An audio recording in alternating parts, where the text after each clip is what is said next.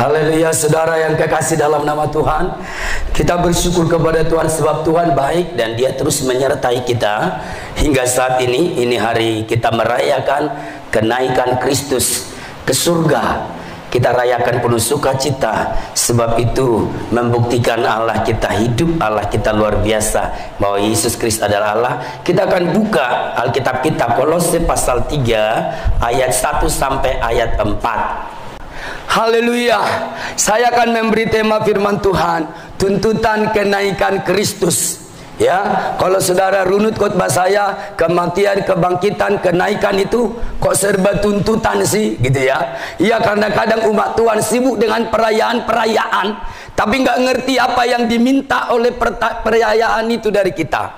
Apa artinya kita mengadakan perayaan itu? Kita nggak mengerti dan kita nggak pernah hidup seperti tuntutan perayaan itu. Kalau cuma sekedar merayakan kematian, kebangkitan, kenaikan tanpa mengerti apa tuntutannya, itu menjadi sebuah perayaan yang adalah rutinitas atau formalitas saja. Nah, saudara yang kekasih di dalam nama Tuhan, Kolose pasal 3 dimulai Paulus dengan menjelaskan bahwa Kristus bangkit, dan setelah bangkit memang Dia menampakkan diri pasca kebangkitan kepada murid-murid selama 40 hari. Tapi setelah itu Dia berkata sekarang Dia ada di sorga, duduk di sebelah kanan Allah Bapa, ya. Itu yang dimulai dengan ayat 1 demikian, ya. Di mana Kristus ada, karena itu kamu dibangkitkan bersama dengan Kristus. Carilah perkara yang di atas, di mana Kristus ada, duduk di sebelah kanan Allah. Nah, saudara yang kekasih dalam nama Tuhan, Dia menjelaskan apa pentingnya menjelaskan kepada jemaat di Kolose ini. Sekarang Kristus ada di atas. Sekarang Kristus ada di sorga, duduk di sebelah kanan Allah Bapa. Apa pentingnya? Kalau melihat konteks kitab Kolose ini, pentingnya adalah agar jemaat di Kolose, pendengar pertama firman, sekarang kita pendengar kedua, penerima. Saudara, kita tahu bahwa tidak ada Allah seperti Allah kita di dalam nama Yesus Kristus. Ketika Dia menjelaskan kepada jemaat di Kolose, Kristus ada di surga, itu membuktikan keilahiannya dan dari mana Dia berasal. Ke situ Dia kembali. Dia kembali kepada preeksistensinya sebelum dia menjadi daging. Nah, saudara, pentingnya menjelaskan ini adalah agar jemaat di Kolose benar-benar menjunjung tinggi Kristus. Saudara tahu tema kitab Kolose adalah, ya, supremasi Kristus atau keunggulan Kristus, the excellence of Christ.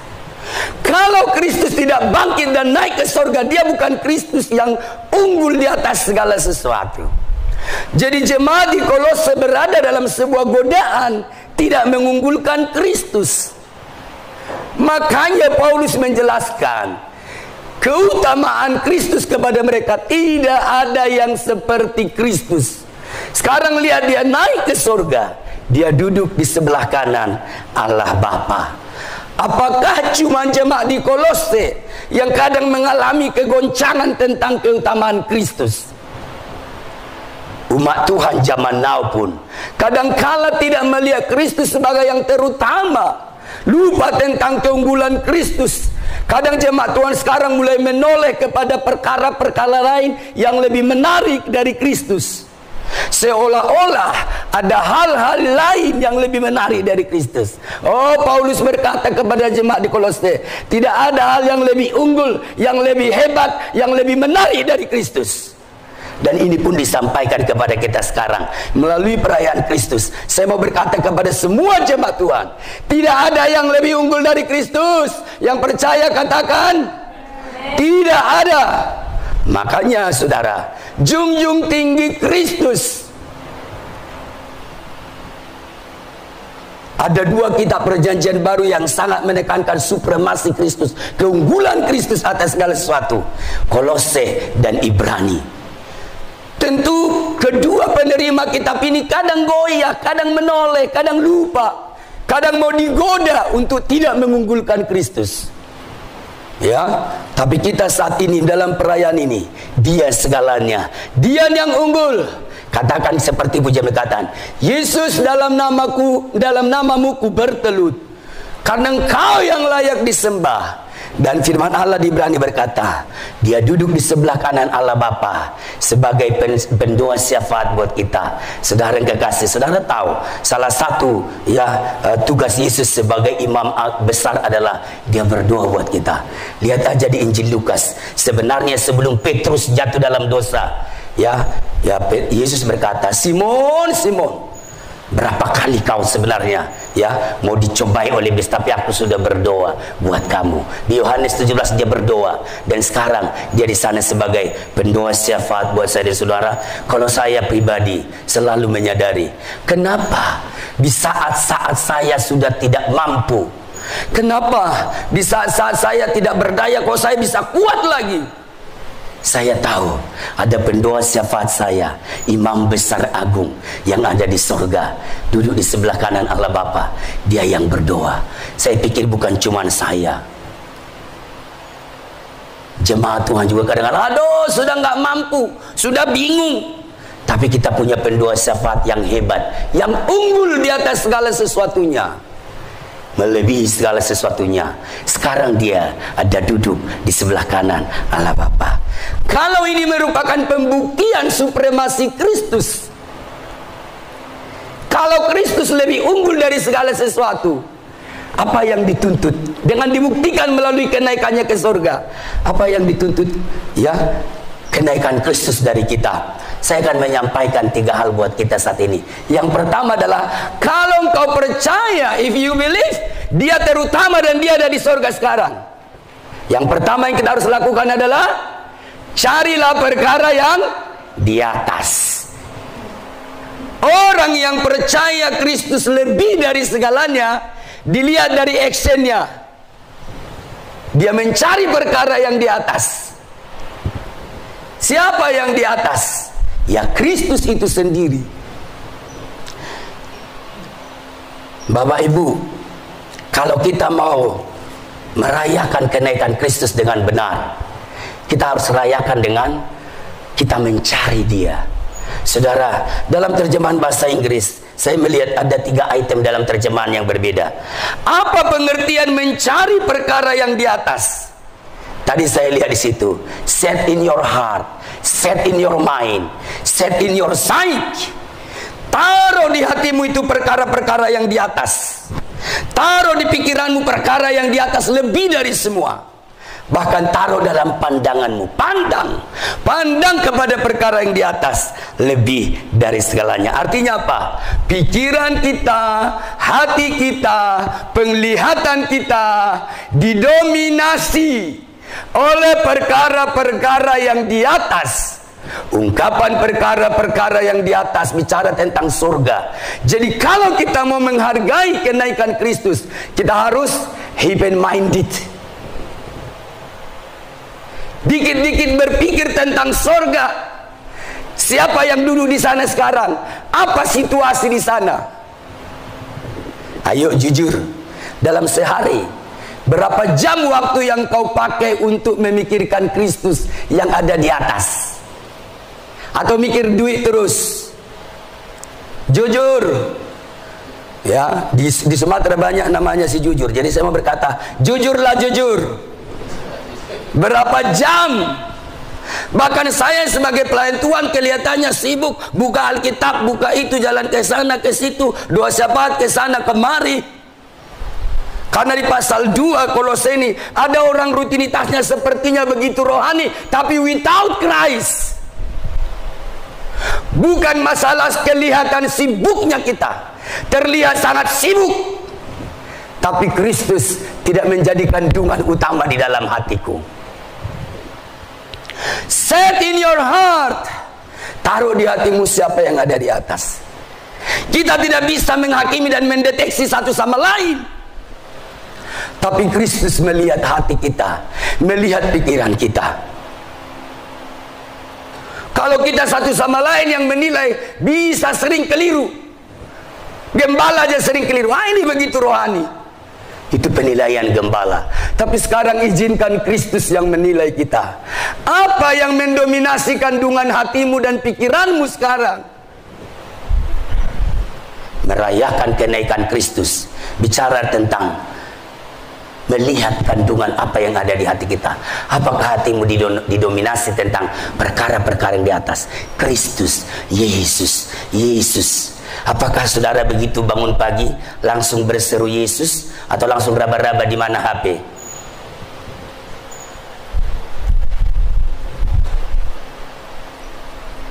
Di pagi hari Yesus, di siang hari ada waktu untuk Yesus, di malam hari ada waktu dengan Yesus. Itu namanya heavenly minded. Heaven minded didominasi dengan hal-hal yang di sorga. Kenapa ini harus diperintahkan kepada jemaat Kolose? Sudah tersebut jemaat kok, tapi masih harus cari perkara yang di atas. Itu berarti jemaat itu bisa dibagi dua. Ada jemaat yang sudah fokus mencari yang di atas, ada jemaat yang belum fokus, belum heaven minded.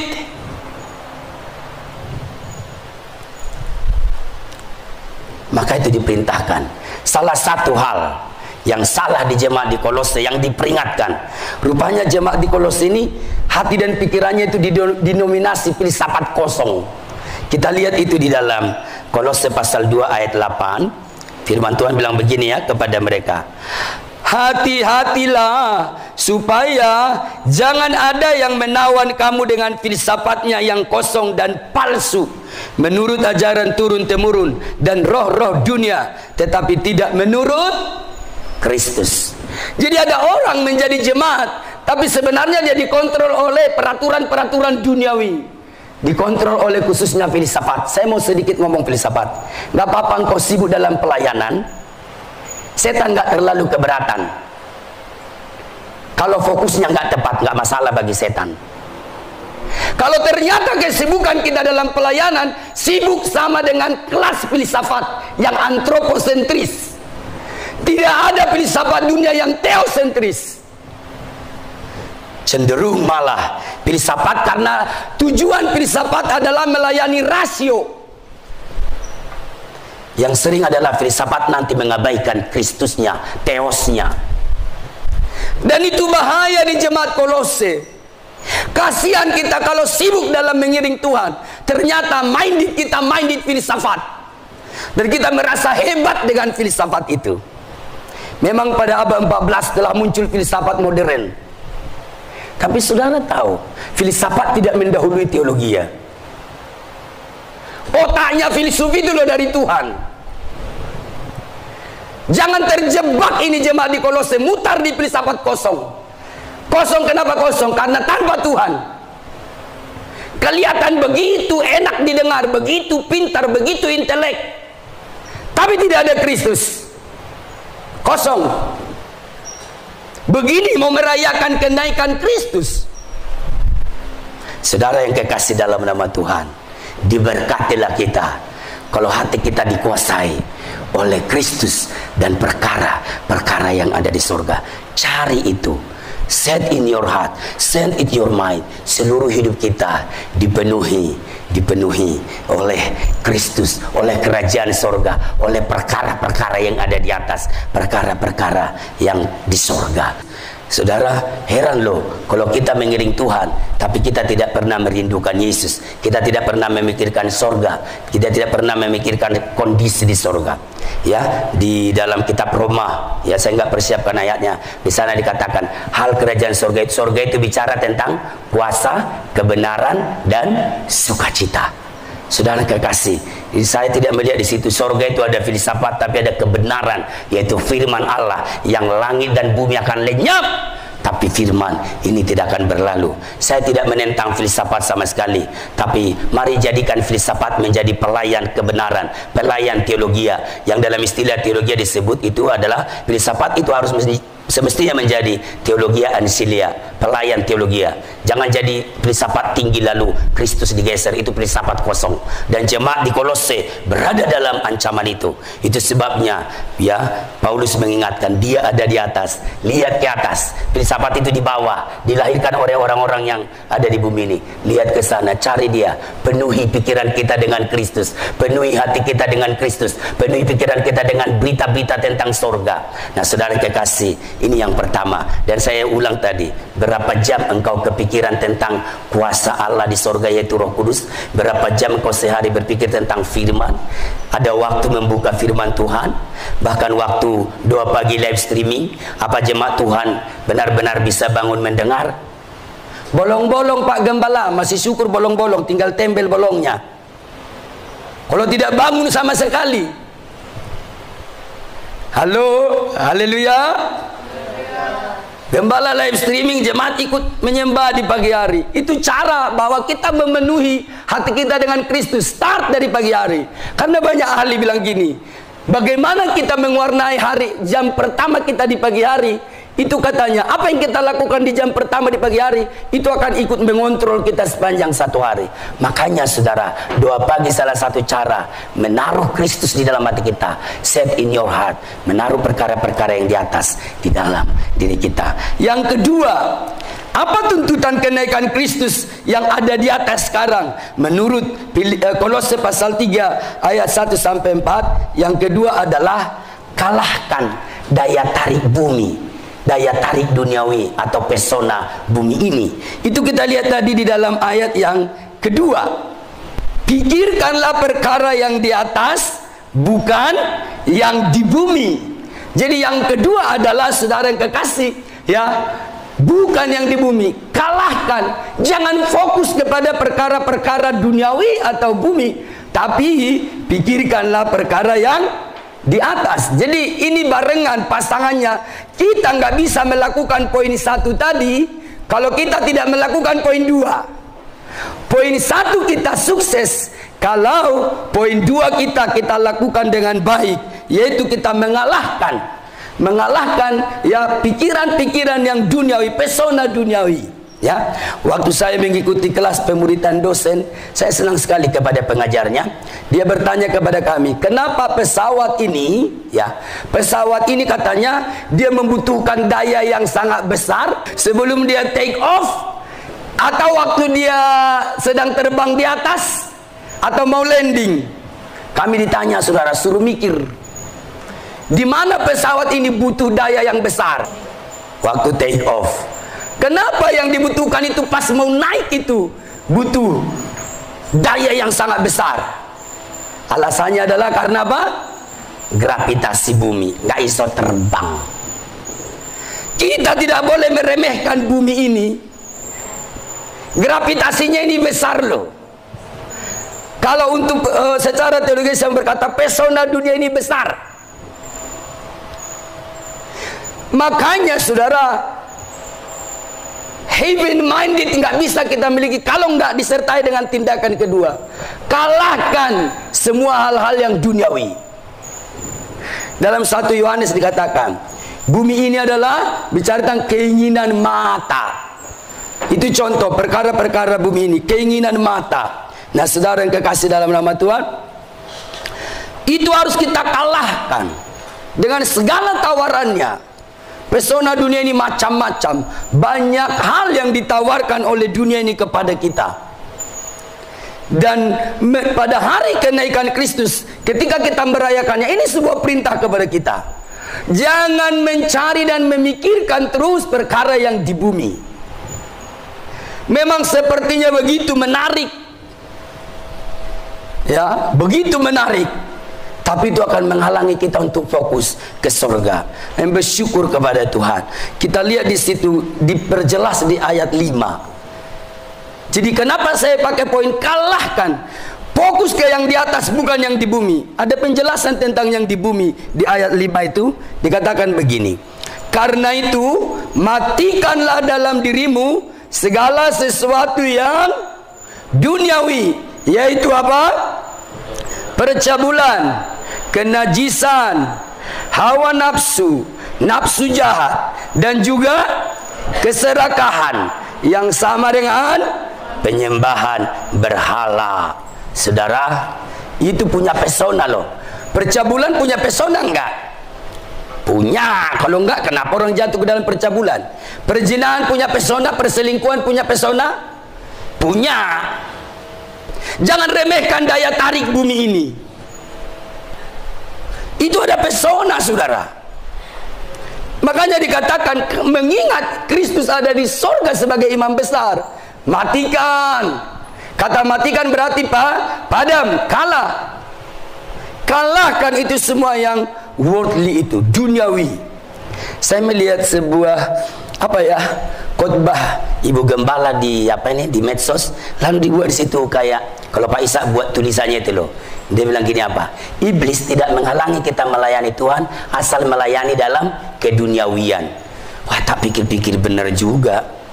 Nggak apa-apa melayani, tapi melayani dalam keduniawian, tetap dikuasai hawa nafsu. Dan itu diarahkan ke kita sekarang ketika kita merayakan kenaikan Kristus. Apakah aku melayani ini tapi tanpa mengalahkan keduniawian?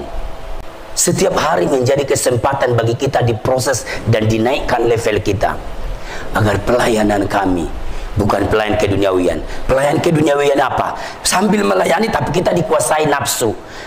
Rombong pertama di situ grup pertama itu dosa-dosa seksual memang. Ada orang yang melihat bahkan mungkin filsafat melihat seks ini sebagai Tuhan. Ya harus dipuaskan, harus diikuti.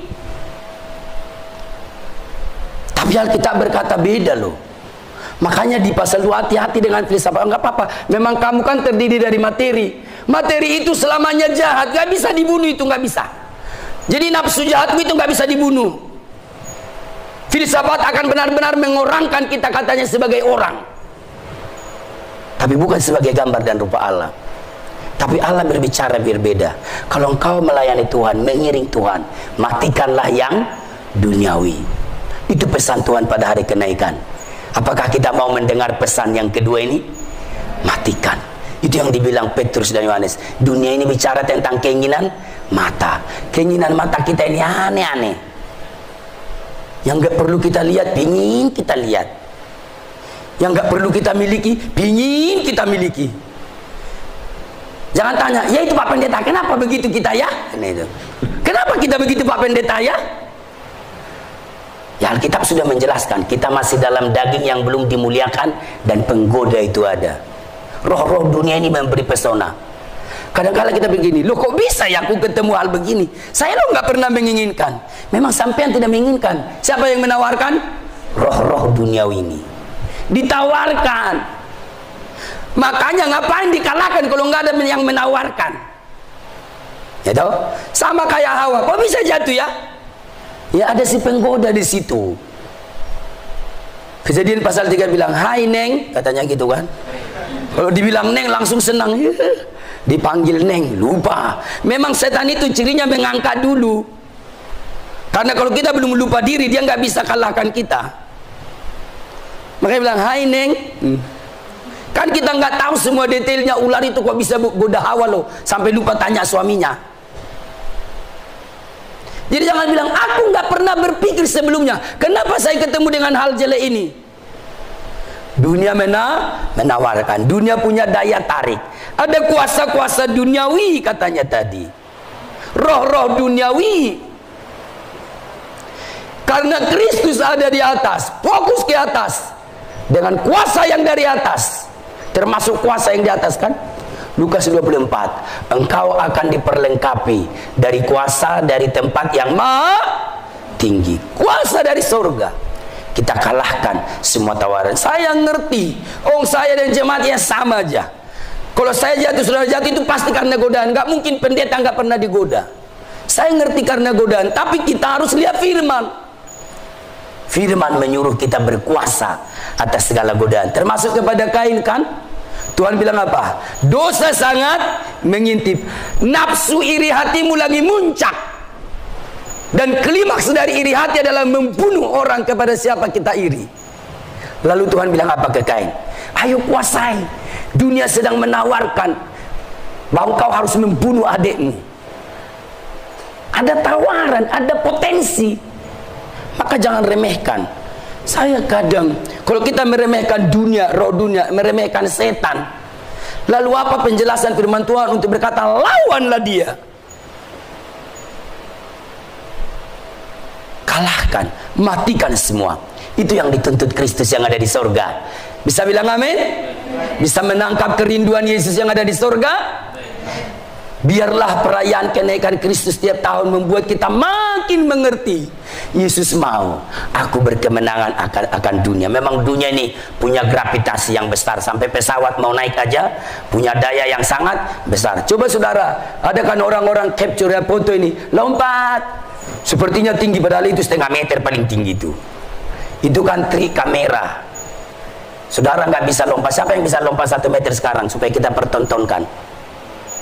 Gak bisa. Kenapa? Gravitasi bumi ini terlalu kuat. Bola yang ringan aja, bola plastik ditendang ke atas, tak, nggak lama langsung tak lagi.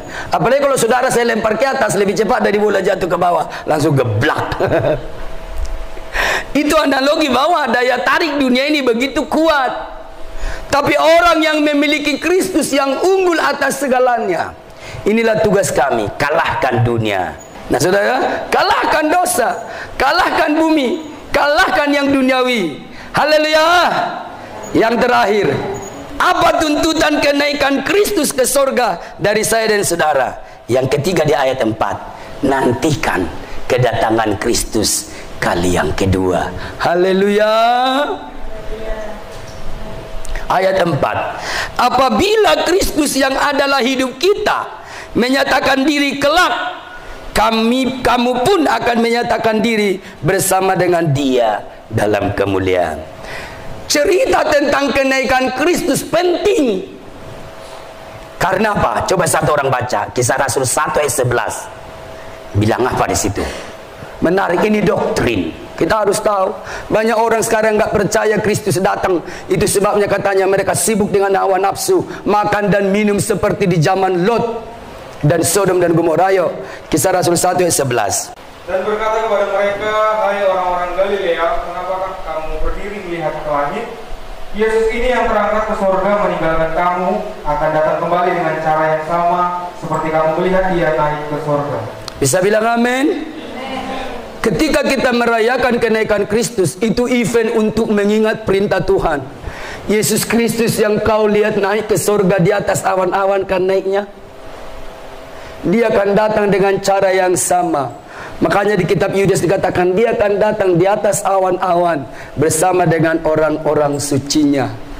Merayakan kenaikan Kristus itu sebuah paket peristiwa, satu paket dengan kita menantikan Dia dalam kemuliaan. Katanya Dia akan menyatakan dirinya bersama dengan Dia dalam kemuliaan. Dan bukan cuma kemuliaan bagi Kristus, kemuliaan Kristus, kemuliaan anak-anaknya pun dinyatakan kepada Dia. Dan di sini akan nyata bahwa dari sekarang sebenarnya kita telah dipersatukan dengan Dia. Sesungguhnya perikop ini juga kalau dikaitkan ke doktrin soteriologi, bicara tentang unification with Christ. Sebagai pertanda kita telah dipersatukan dengan Kristus, kita fokus kepada Dia. Cari Dia, penuhi hatimu dengan Kristus dan semua yang bersangkut paut dengan Dia. Kalahkan dunia, sebab kita telah dipersatukan dengan Kristus. Kita punya power, waktu kita dipersatukan dengan Kristus, kita punya power untuk mengalahkan dunia. Dan yang terakhir, nantikanlah Dia. Saudara, memang di dalam 2 Petrus ya, di dalam 2 Petrus pasal 3 ayat 3 sampai 4 di sana dikatakan ya, akan tiba saatnya bahwa akan tampil pengejek-pengejek yang berkata, mana dari dulu Kristus datang kali yang kedua sampai sekarang nggak datang-datang. Lalu di ayat 8 dan 9 Petrus menjelaskan ada selisih antara perhitungan waktu Tuhan dan perhitungan waktu bagi manusia. Jadi jangan menafsirkannya kedatangan Tuhan dengan cara kita. Makanya saya juga nggak pernah berani menafsirkan kapan Tuhan datang on time-nya. Tapi Dia pasti datang. Justru ketika makin banyak pengejek, coba ya, yang bertelinga hendak mendengar, katanya Wahyu. Makin banyak pengejek bahwa parusia itu batal, bukan cuma delay. Ada doktrin delay of parusia, keterlambatan kedatangan Kristus kedua kali, parusia. Tapi ada yang bilang tidak ada parusia. Orang mengejek nggak ada parusia. Dari dulu saya dengar doktrin tentang kedatangan Tuhan kali yang kedua. Tapi Petrus bilang ada selisih perhitungan waktu dari perspektif Allah dari kita. Jangan para pengejek membuat kita Lalu di poin ketiga ini yang penting apa? Nantikan kedatangan Kristus kedua kali. Detailnya apa? Yang pertama, tetap percayai hari itu. Itu yang ku nanti. Aku akan menantikan hari itu. Pujian berkata, hari yang terindah ketika ku jumpa dengan Yesus Kristus kekasih jiwaku. Terus apa cuman percaya? Yuk, percaya saya, Maranatha ada. Percaya. Enggak saudara, apa yang kita lakukan? Mengakhiri firman Tuhan, kita buka 2 Petrus pasal 3 ayat 14. Bukan sekedar percaya akan parusia, ketika dia menyatakan diri kelak dia akan turun seperti dia naik. Berarti dia turun ke bumi toh, dan dia turun di atas awan-awan itu. Kita akan memandang dia seperti orang-orang Galilea memandang dia tiba-tiba naik ke atas awan lalu hilang. Begitu juga dia nanti datang. Kita ini bukan kurang informasi dari Tuhan. Dia akan datang. Saudara yang kekasih, apa yang kita persiapkan dalam poin menantikan kedatangan Kristus kedua kali, bukan sekedar percaya tentang hari itu, tapi apa? Ayo, 2 Petrus 3:14. Ayo, satu orang wanita baca, kasih mic-nya. Kita bangkit berdiri karena ini ayat terakhir. 2 Petrus 3:14. Sebab itu saudara-saudaraku yang kekasih, sambil menantikan semuanya ini, kamu harus berusaha supaya kamu kedapatan tak bercacat dan tak bernoda di hadapannya dalam perdamaian dengan Dia. Bisa bilang amin? Nantikan kedatangannya. Cara menantikannya apa? Hidup tak bercacat, tak bernoda. Sesungguhnya saudara, saya menganalogikan aktivitas kita sekarang sampai Maranatha datang, kita seperti orang yang ada di salon. Orang yang ada di salon itu apa? Semua flek-flek, semua yang bikin jelek ditutupi. Kita sedang dipersiapkan tampil begitu cantik cemerlang di hadapan mempelai laki-laki sorgawi. Begitulah kita sekarang. Ayo, semua dosa yang disebut sebagai noda kita kalahkan, kita habisi. Wah, tinggal sedikit kok dosa saya. Tidak ada noda dan aib yang perlu dipertahankan sampai kita tampil tak bercacat, perfect di hadiratnya, di hadapan mempelai laki-laki sorgawi. Inilah 3 kebenaran buat kita. Haleluya. Cari perkara yang di atas, di mana kesada. Kalahkan dunia dan semua tawarannya. Yang terakhir adalah nantikan Dia dengan penuh gairah, penuh pengharapan. Kami nantikan Dia, rindukan Tuhan. Kita masih bekerja, Anda tetap bekerja sebagai bisnismen, nantikan Tuhan. Yang sebagai atlet, ya tetap jadi atlet, latihan terus, tapi nantikan Tuhan. Sebagai artis, tetaplah jadi artis, tapi jangan lupa nantikan Tuhan. Apalagi pendeta, jangan tambah pendeta enggak nantikan Tuhan. Kami pelayan Tuhan, kami rindukan Dia, kami nantikan Dia.